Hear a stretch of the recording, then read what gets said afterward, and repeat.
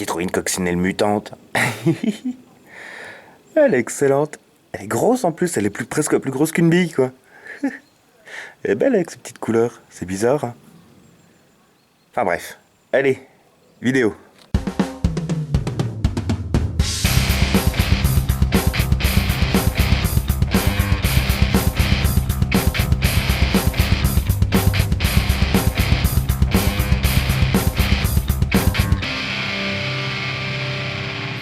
Salut à tous et bienvenue aujourd'hui dans cette nouvelle présentation de réplique. Aujourd'hui on s'attaque au STI TacMaster de marque ASG. Et je vais d'abord remercier donc Chambi Airsoft qui m'a fourni cette réplique pour que je puisse m'en servir et puis vous la présenter. Voilà. Donc merci beaucoup Chambi, vous savez que j'ai un partenariat avec lui. Vous retrouverez dans la description de la vidéo le lien pour le moment de sa page Facebook et plus tard de son site internet, car au moment du tournage de la vidéo son site internet n'est toujours pas ouvert. Donc vous retrouverez plus tard le lien de son site avec un petit code de réduction qui vous permettra d'avoir une petite réduction si vous achetez chez lui. Donc merci Chambi Airsoft, merci beaucoup. Et on va faire, comme j'ai l'habitude de procéder, une partie sur les caractéristiques de la réplique, une partie sur ses avantages et ses inconvénients, et un test de tir pour terminer la vidéo. On commence tout de suite sur les caractéristiques. Alors, pour les caractéristiques de ce STI TacMaster ASG, on va déjà commencer par jeter juste vite fait un petit coup d'œil à sa boîte où ça brille. Une boîte toute simple, quelques informations, une illustration. Il n'y a pas grand chose. Contenu de la boîte, réplique, chargeur, ce qui est encore assez logique. Un petit boîte de bidis, aucune indication de savoir quel grammage c'est. Donc autant dire qu'elles vont finir dans ma bouteille de zéro tout. Un petit outil qui permet le démontage et qui permet d'agripper le lip du chargeur par ici pour le descendre sans se ruiner un ongle. Alors ça, c'est pas trop mal, ça peut servir. Et une petite clé à laine, une toute petite clé à laine dont je vous montrerai l'utilisation un petit peu plus tard. Alors ce STI TacMaster ASG, donc vous savez qu'ASG est un revendeur de répliques, n'est pas un fabricant. Le fabricant de cette réplique c'est Kajiworks, il s'agit du modèle KP0, je sais plus combien, voilà, KP07 ou 09, je sais plus, bref. Là il est sous licence STI ASG, donc on va parler plus précisément de la version sous licence STI ASG. Donc on a ici un GBB, donc un pistolet fonctionnement à gaz à culasse mobile, hop, qui est en partie en ABS et en métal. Toute la carcasse du bas est en ABS, la culasse est en métal, les contrôles sont métal, l'interne métal ABS, comme toujours à peu près pareil. Pour un poids d'environ 800 grammes, d'une longueur de 230 mm avec un canon de 112 mm. Comme sur tous les GBB maintenant quasiment, le hop-up est réglable et ça se passe comme sur pratiquement tous les types 1911. Il faut amener l'arrêtoir de culasse jusqu'au cran qui est ici, le pousser de l'autre côté par ici pour le sortir, pour pouvoir enlever la culasse, et à l'intérieur vous trouverez une petite molette de réglage pour pouvoir ajuster le hop-up. La petite clé à laine que je vous montrais tout à l'heure sert à ce niveau-là. Vous voyez que dans la détente, il y a un trou avec une petite vis. Donc la clé à laine sert à être enfoncée ici. Et vous pouvez, avec ceci, régler la course de la détente selon vos goûts, selon vos choix. C'est assez rare pour être souligné. Donc moi, c'est un petit détail que j'aime beaucoup. Ça peut toujours être sympa de personnaliser un peu la sensation de tir de son PA. Niveau sécurité, pareil, on est comme sur chaque type 1911 classique. On a la sécurité ici qui viendra bloquer tout le mécanisme. Sécurité qui est, comme vous le voyez, hop, ambidextre.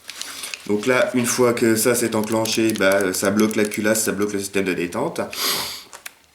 Et on a aussi la petite pédale de sécurité, comme toujours, à l'arrière. Si ce n'est pas enfoncé, ça ne fonctionne pas. Si vous avez la main contre et que c'est enfoncé, ça fonctionne. Voilà. Les organes de visée, on a des organes de visée assez massifs, rehaussés d'un point blanc, qui ne sont pas démontables, mais enfin pas réglables, mais démontables. Tout simplement, ça sert pas à grand chose de démonter, mais bon. Donc vous voyez, hop, ça fait une prise de visée plutôt agréable. C'est simple à utiliser, c'est agréable. On a comme toujours, hop, un petit œillet ici pour y mettre une dragonne. Voilà, un petit rail d'interface sous la culasse ici qui donne déjà un look déjà un petit peu plus carré ici. Moi, bof. Je préfère le look simple, mais bon, ça permet d'avoir un petit rail, éventuellement d'y mettre une petite lampe, si vous avez de quoi. Je suis pas fan des accessoires sur les PA. Le bouton d'éjection du chargeur, comme toujours, pas du tout ambidextre. Hop. Son chargeur, donc la particularité de ce modèle, c'est que vous avez peut-être pu voir, la présence d'un nozzle rouge comme ça indique la plupart du temps qu'on peut utiliser ces répliques aussi bien avec des chargeurs gaz qu'avec des chargeurs CO2. Là, je n'ai que des chargeurs gaz puisque les chargeurs CO2 ne m'intéressent pas. Mais donc cette réplique est aussi bien utilisable en gaz qu'en CO2. Pour le chargeur gaz, on a un chargeur d'une capacité de 26 billes, tout en métal avec les lips bien sûr en plastique. Petite planchette élévatrice de merde qui ruine les ongles. Mais on peut, comme je vous ai montré, venir la choper avec ce petit outil. Hop, et là, descendre comme ça, sans se ruiner un ongle. Bon, après, il faut se trimballer ce machin-là, c'est pas top. Mais bon. Après, classique, valve de purge, vis de démontage et valve de remplissage au cul du chargeur. Et pour finir, un petit marquage Made in Taiwan. Voilà, 26 billes, chargeur classique, type 1911, avec un petit talon qui correspond mieux au modèle MEU. Oui, parce que c'est bien sûr la représentation d'un 1911 MEU, hein. J'ai oublié de préciser, mais ça paraît logique. Donc chargeur que vous pouvez trouver en moyenne aux alentours d'une trentaine d'euros. En moyenne, les chargeurs gaz et les chargeurs CO2 tournent autour du même prix, une trentaine d'euros. Voilà. Pour les marquages, donc je vous ai montré le petit Made in Taiwan sur les chargeurs. On a pour les marquages, un STI TACMaster peint sur la culasse de ce côté-là, et des très jolis marquages blancs que je vais essayer de faire disparaître incessamment sous peu. De l'autre côté, un petit ASG-F calibre 6 mm Bibi. Vous voyez qu'il y en a un que j'ai déjà essayé d'atténuer un peu avec un feutre Posca. Ceux-ci sont gravés dans la peinture, ne sont pas peints, comme Jean-Pierre. Hein. C'était l'instant Neo 035. Voilà, c'est la blague qu'il aime bien, je sais. Ensuite, on a des marquages sur les plaquettes type Pachmer qui sont caoutchouteuses. Donc, on a un petit Just Fit TACMaster ici avec le petit médaillon STI. Et de l'autre côté, mode fort 1911 auto avec toujours la petite médaille STI. Pour finir, le dernier marquage qu'on a est un petit .45 ACP sur la fenêtre d'éjection. Si tu veux bien me faire la mise au point. Voilà. Et c'est à peu près tout pour les marquages que nous avons sur cette réplique. Voilà pour terminer. Une puissance que j'ai mesurée moi-même. J'ai testé différents gaz. J'ai testé avec du AB Predator, donc la bouteille de AB rouge, et de l'Ultra Air. J'ai une puissance qui tourne entre en moyenne aux alentours de 320 fps, ce qui est parfait pour un PA. Pour un prix qui va tourner, j'ai fait un peu le tour sur une dizaine de sites différents. Le prix tourne entre 100 et 130 euros pour la version sous licence ASG, bien sûr. Là, j'ai celui-là, donc je parle de la version sous licence ASG. Donc entre 100 et 130 euros, ce qui est relativement raisonnable. J'ai fait le tour des caractéristiques, on va faire les avantages et les inconvénients. Donc, commençons par les inconvénients. Le gros inconvénient de cette réplique, et j'ai pas été le seul à le dire, j'ai regardé plusieurs reviews, le gros inconvénient vient des chargeurs gaz et de leur autonomie. Autant on est habitué à des chargeurs 1911 qui ont des soucis d'autonomie, autant là sur cette réplique c'est vraiment problématique. J'ai pour tous les chargeurs, j'ai dû tirer plus d'une trentaine de chargeurs avec. Il y a peut-être à peine 5 ou 6 chargeurs où j'ai réussi à faire la charge complète de gaz. En moyenne, 21 et 20, entre 21 et 22 billes, pas plus. Après, ça dégaze, il n'y a plus rien et puis c'est tout. Donc vraiment, vraiment, vraiment un gros problème d'autonomie des chargeurs. En gros, il faut, si vous voulez vider le chargeur entier, il faut mettre 20 billes, pas plus. Comme ça, vous êtes sûr de faire le chargeur en entier. C'est quand même dommage d'avoir un chargeur de 26 billes et pouvoir tirer que 20 billes. Vraiment, vraiment un gros souci avec l'autonomie, c'est vraiment dommage. Donc j'en parlerai avec un ami qui s'y connaît, qui est vraiment pro là-dedans et qui m'aidera sûrement à résoudre le problème. Et éventuellement, ça fera l'objet d'un petit retour d'expérience si j'arrive à régler le souci. Ensuite, eh ben, pas de power stroking. Je m'explique, hein, vous connaissez, plus de billes. Hop, le chargeur, la culasse reste en arrière, vous engagez normalement un nouveau chargeur et vous pouvez pousser la culasse en arrière pour qu'elle revienne toute seule. Et là, elle ne revient pas. Automatiquement, il faut appuyer sur la barre de culasse. Voilà. C'est dommage parce que c'est quand même un clone Marui. Donc le 1911 MEU Marui a le power stroking. Pour terminer dans les inconvénients, bah, une peinture qui bof. Hein. Vous voyez là par exemple, sur la sécurité, hop, commence déjà à se faire la malle. Petite marque de moule sur les parties plastiques, comme souvent. Hein, là, mais la peinture, je pense qu'elle va pas faire long feu. Elle ne me paraît pas d'une qualité tellement sensationnelle. Avantage, donc comme je parlais juste avant, avantage c'est un clone Marui. C'est un véritable clone de chez Marui, donc les pièces sont compatibles au standard Marui pour l'upgrade, pour les pièces, tout ça. Les chargeurs sont les mêmes, enfin, les chargeurs sont compatibles Marui. Il n'y a aucun souci là-dessus, donc ça permet vraiment des fois de trouver de l'upgrade très facilement. Par exemple, comme toujours pour le canon, le joint hop-up, ça permet de trouver des pièces compatibles Marui très facilement et des pièces qui sont connues, qui sont éprouvées et dont les performances ne sont plus à prouver. Petit avantage au sujet des plaquettes Pachmer. Donc les plaquettes type Pachmer, qui sont, comme je vous disais, caoutchouteuses, qui font là le tour de la poignée. Ça fait vraiment en fait un confort de tir. C'est caoutchouteux, c'est un peu mou. En fait, il y a une petite couche là sur la plaquette qui est molle. Ça fait vraiment en main un confort qui, en fait, ça fait comme si on prenait un peu en main un coussin.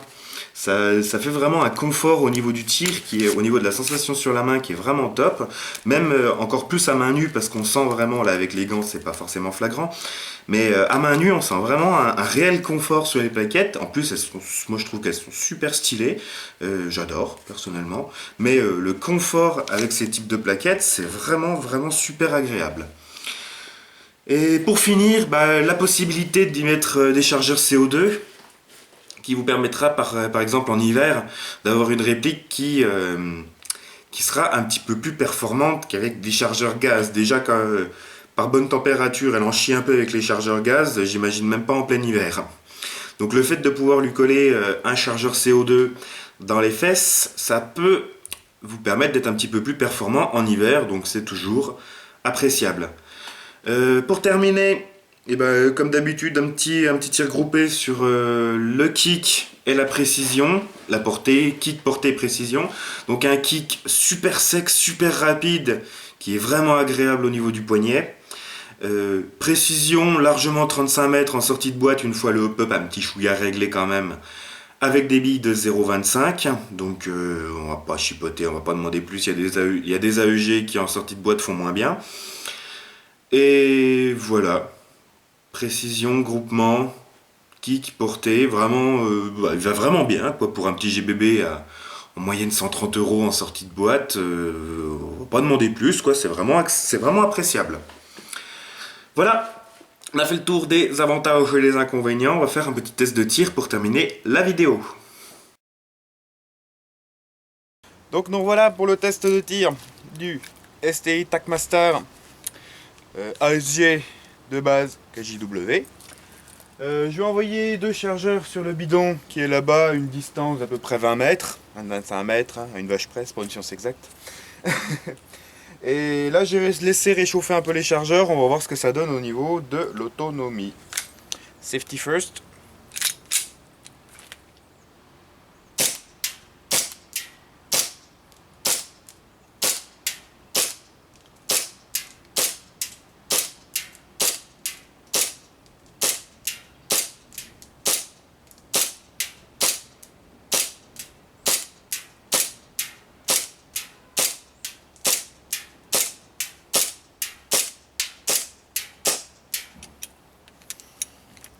Voilà, donc en ayant laissé les chargeurs se reposer un peu et réchauffer un peu correctement, on arrive à faire le chargeur complet.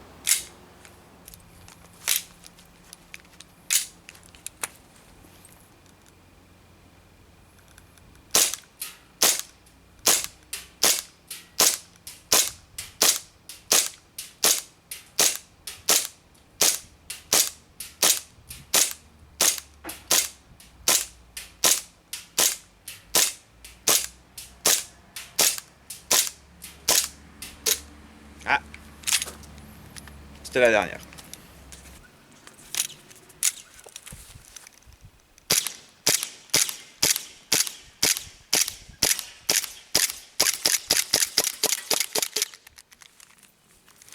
Dégazage, dégazage, dégazage, dégazage.